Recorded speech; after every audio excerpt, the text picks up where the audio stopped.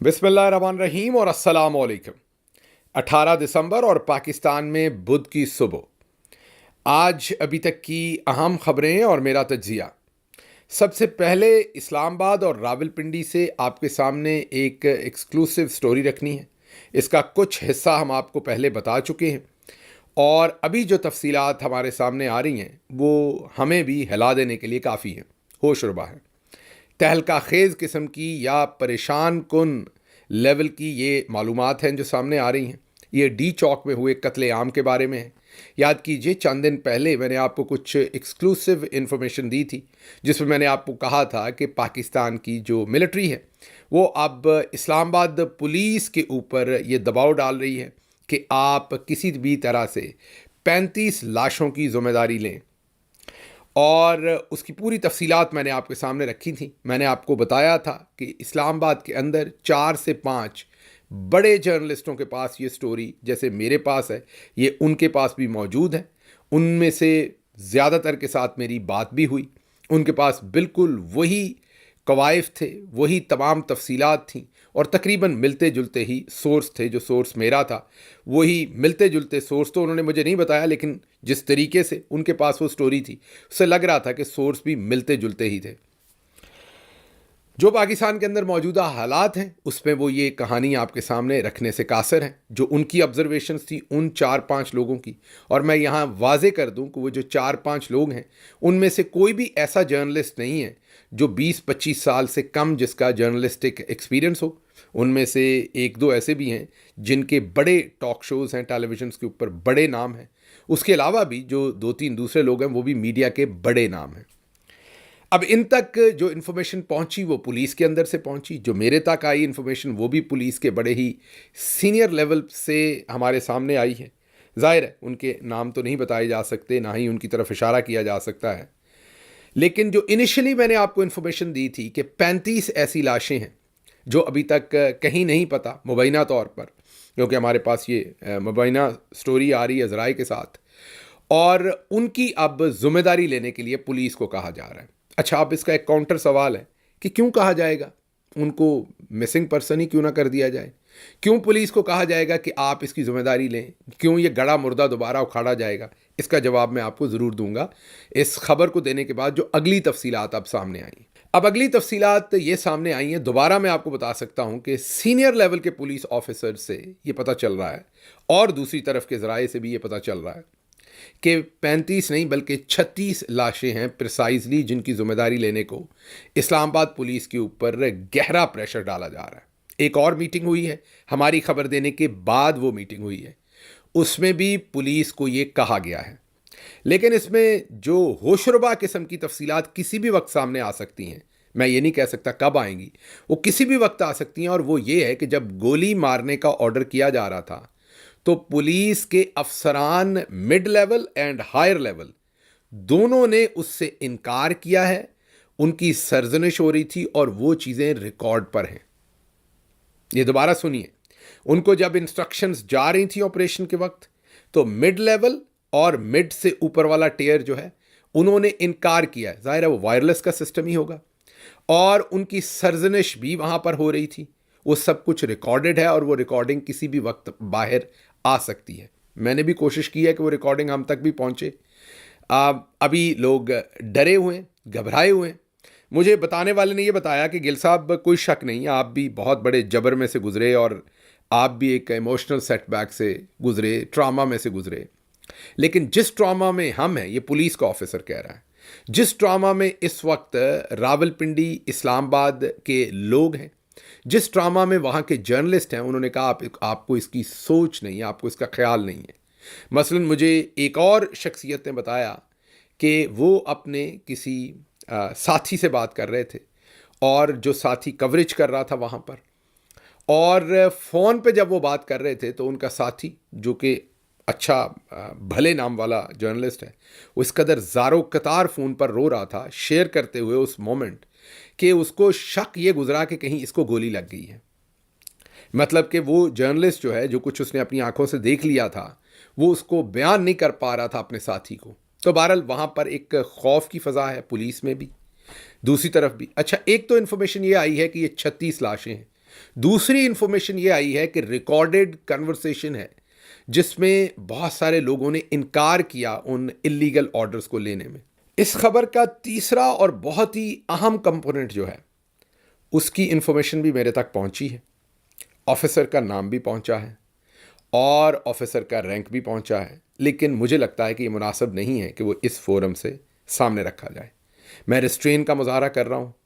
Police के ज़राए के अंदर से ये खबर आई है और मुझे नहीं लगता कि ये खबर जो है इस तरीके से, हाँ इस खबर को इमरान खान साहब तक पहुंचना चाहिए, दूसरे लोगों तक पहुंचना चाहिए, इम्पॉर्टेंट जहाँ से इन्वेस्टिगेशन होनी है वहाँ तक मैं ज़रूर पहुँचाऊँगा, क्योंकि मेरे पास हतमी मुस्तनद कोई तरीका नहीं है कि मैं वैलिडेट कर सकूँ वो जो इन्फॉर्मेशन मेरे तक आई है कि वो जो शख्सियत है और वो जो रैंक है और उनकी जो एसोसिएशन जिस डिपार्टमेंट से है वो वाकई क्या वो ग्राउंड के ऊपर इन्वॉल्व होकर ये सब कुछ कर रहे थे, उनके अहकामात से हो रहा था।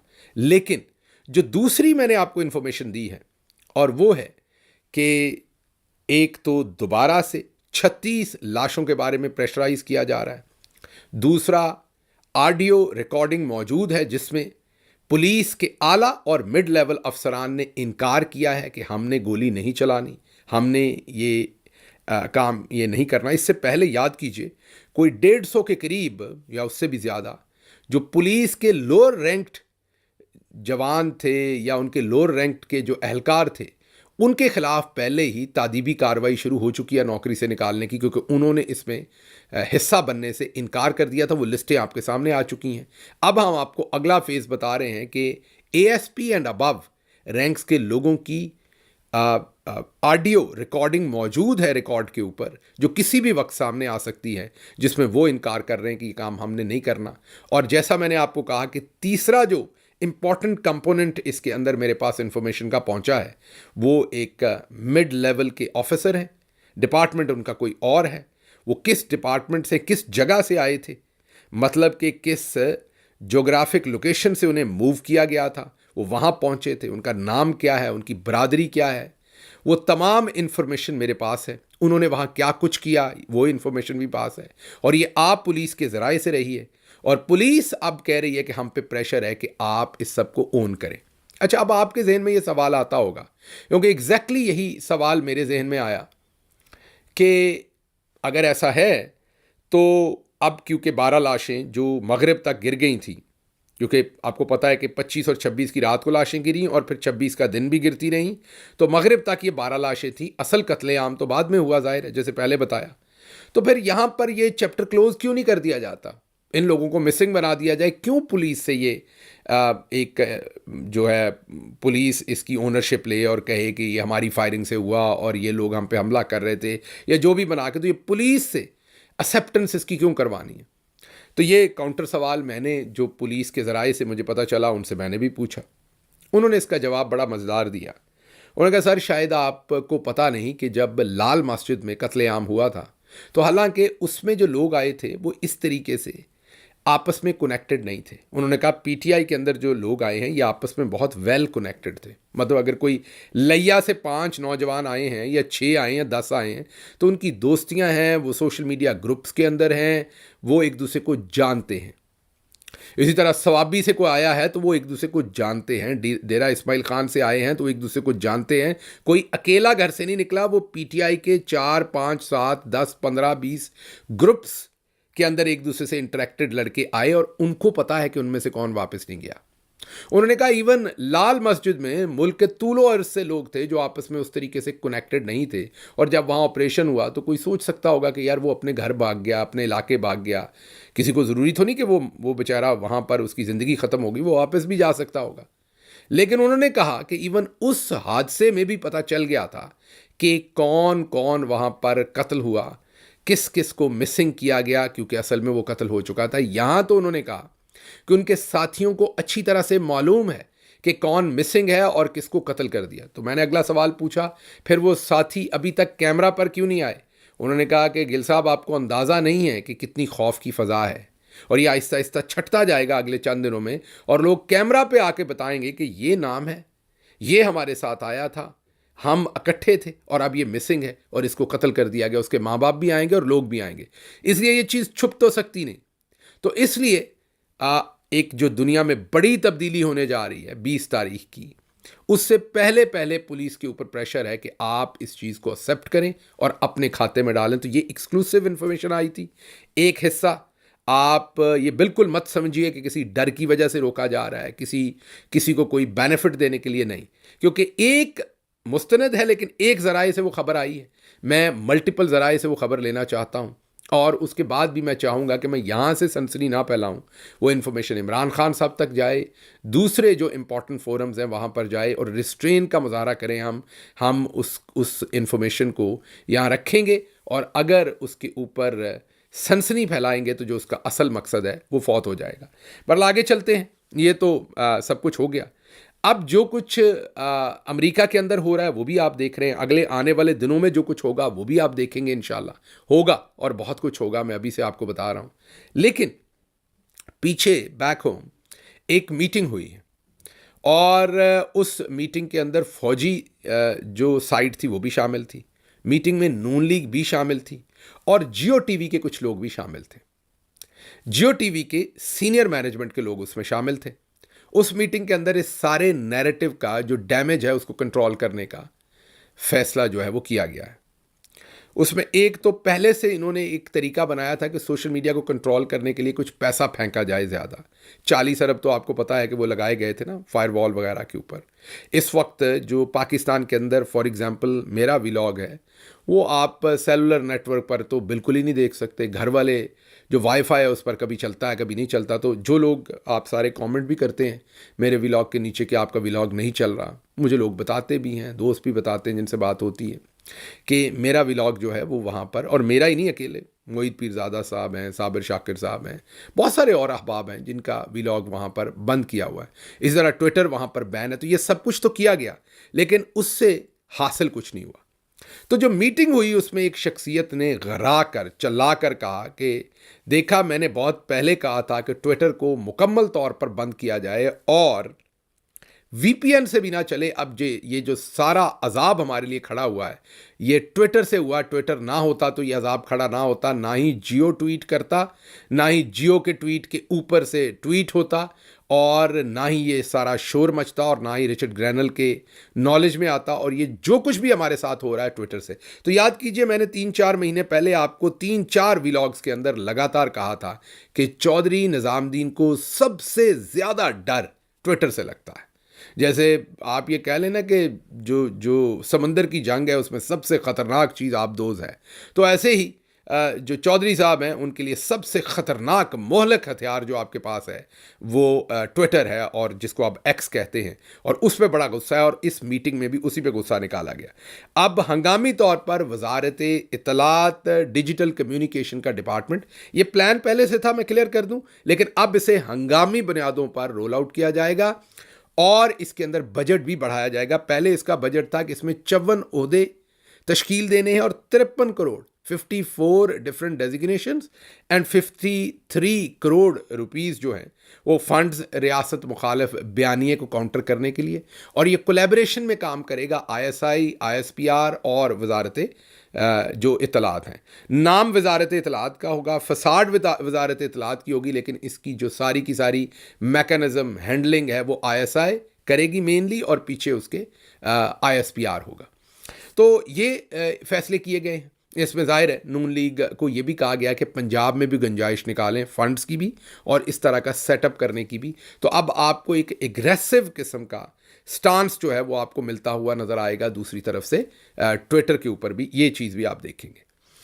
अच्छा, आगे नजम सेठी साहब ने नया बयान दिया है। इमरान खान से मुकमुका करना ही बेहतर है, लेकिन अब इमरान खान से कोई गारंटी ले दे कि इंतकाम नहीं लेंगे।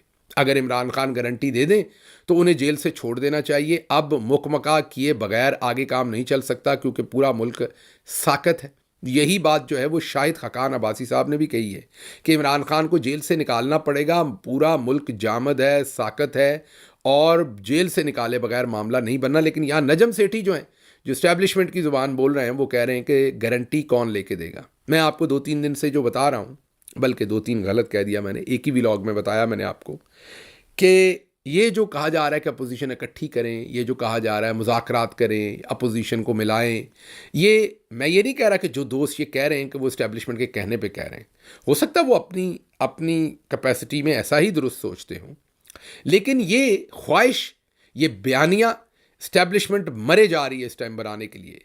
और आप देखेंगे कि ये अब नून लीग भी इसी तरफ जाएगी। आप देखेंगे कि जो पाकिस्तान तहरीक इंसाफ में इस्टेब्लिशमेंट के करीब समझे जाने वाले लोग हैं, कोई स्टंटमैन है, कोई और है, वो भी आपको तकरीरें करते हुए और बातें करते हुए इसी बात पे नज़र आएंगे कि आएँ, बैठें, मुज़ाकरात करते हैं, पीपल्स पार्टी भी आ जाए, नून भी आ जाए, हम भी आ जाए, हम मुज़ाकरात करते हैं। तो ये सब कुछ अब 20 तारीख के हिसाब से सारा जो है to make everything look normal, to make look everything political, अब इस सारे मामले को फौजी जो चंद ऊपर के टॉप के जनरल्स हैं, उनकी जो इमरान खान के ख़िलाफ़ एक ज़ाती बुग़्ज़, दुश्मनी, हमला, अटैक, ताकत का जो अब्यूज़िव इस्तेमाल, उससे हटा के अब ऐसे बना के दिखाया जाएगा जैसे ये मामला पीटीआई, पीएमएलएन, पीपल्स पार्टी इनका था और ये बैठ के आपस में हल कर रहे हैं, और दूसरी तरफ पीटीआई के साथ मौलाना साहब बैठ रहे हैं, दूसरी सियासी जमातें बैठ रही हैं।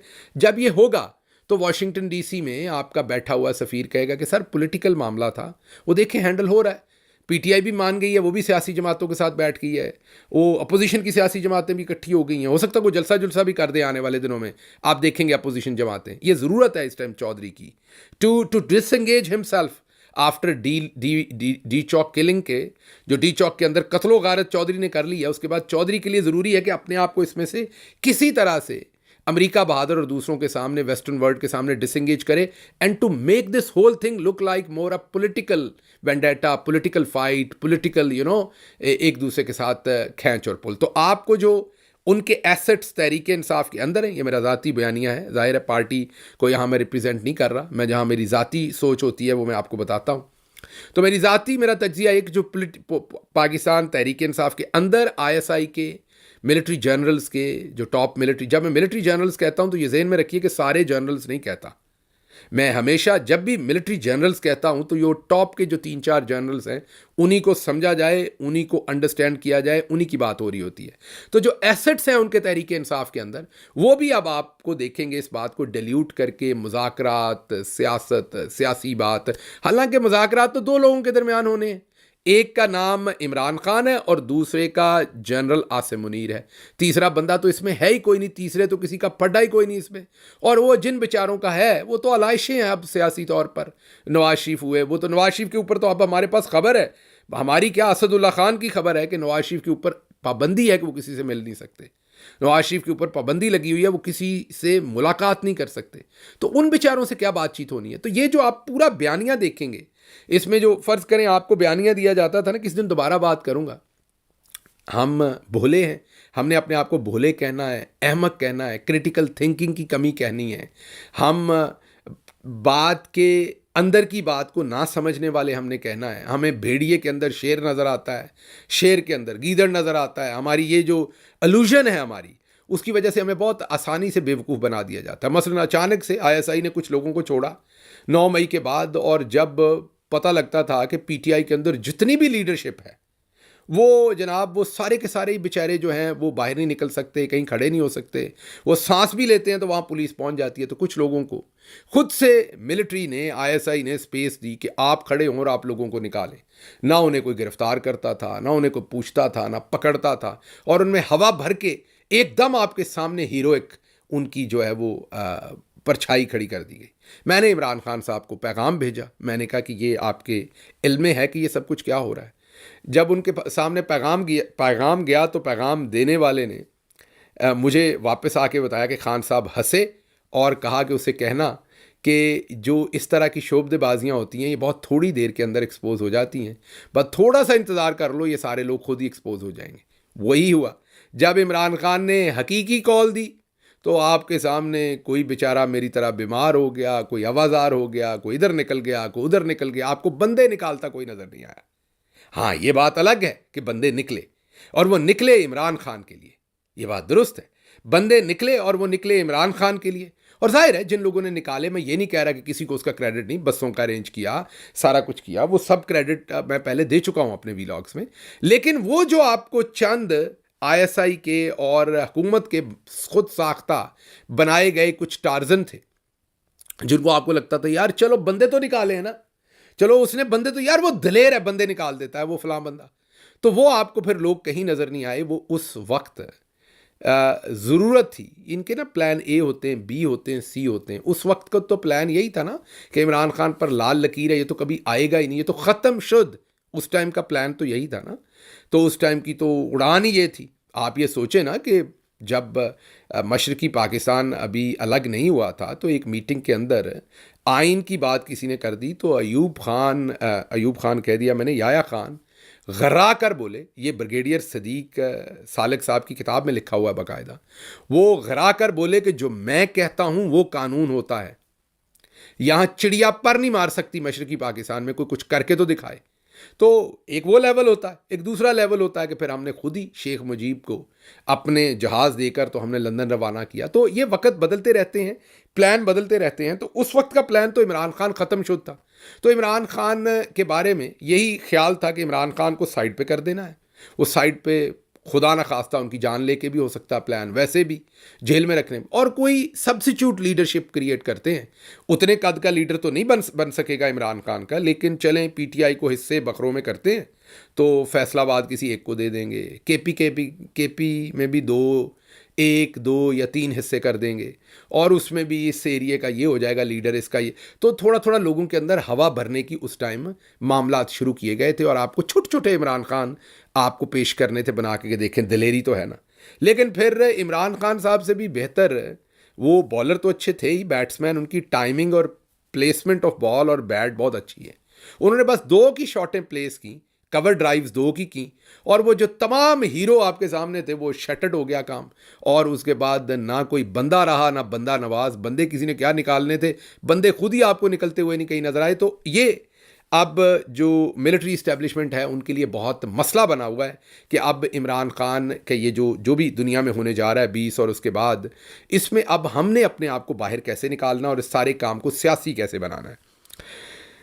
सईद अहमद का कॉलम है जी कि इमरान खान की हुकूमत गिराने के बाद माहिर माशियात हैं कि इकॉनमी को $42 अरब का नुकसान हुआ है। $100 अरब तो लाना था हाफिज साहब ने, वो तो खैर आया नहीं, लेकिन ये बता रहे हैं कि $42 अरब का अभी तक पाकिस्तान की इकॉनमी को नुकसान हो चुका है। ये मैंने आपको बता दिया है कि नवाज शरीफ पर मुलाकातों पर पाबंदी है। पीआईए में 457 अफराद की जाली डिग्रियों पर भर्ती होने का इंकशाफ हमारी हुकूमत में हुआ था, लेकिन अब अदालत में ये साबित हो गया, और उनमें से कई मेहरबानों ने अदालत में आके मान लिया, जिनमें पायलट्स भी थे और भी बहुत सारे। उन्होंने अदालत में आके कईयों ने तो मान लिया है रिपोर्टेडली कि हाँ जी मेरी डिग्री जाली थी, मैं जाली भर्ती हुआ था, मुझे आप फारिग कर दें, या मेरे रिटायरमेंट के जो सारी चीज़ें वो मेरे से वापस ना लें, तो मतलब कईयों ने सर्विस भी पूरी कर ली हुई थी। तो ये एक बहुत बड़ा स्कैंडल आया था, और अब कहते थे कि ये जाली स्कैंडल है, अब अदालत के अंदर प्रूव हो गया, कईयों ने एडमिट कर लिया है। खबरें और भी थी लेकिन वक्त ख़त्म हो गया। इसके साथ ही मुझे इजाज़त दीजिए। अल्लाह आपका हामी और नासिर हो। पाकिस्तान जिंदाबाद।